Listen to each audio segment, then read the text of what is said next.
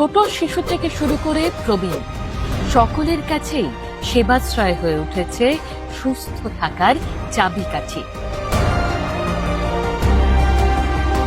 আজ মেটিয়া বুরুজের সেবাশ্রয় শিবির থেকে রেফার হওয়া 20 জনের ছানি অপারেশন হলো বিবেকানন্দ মিশন আশ্রম নেত্র নিরাময় নিকেতনে।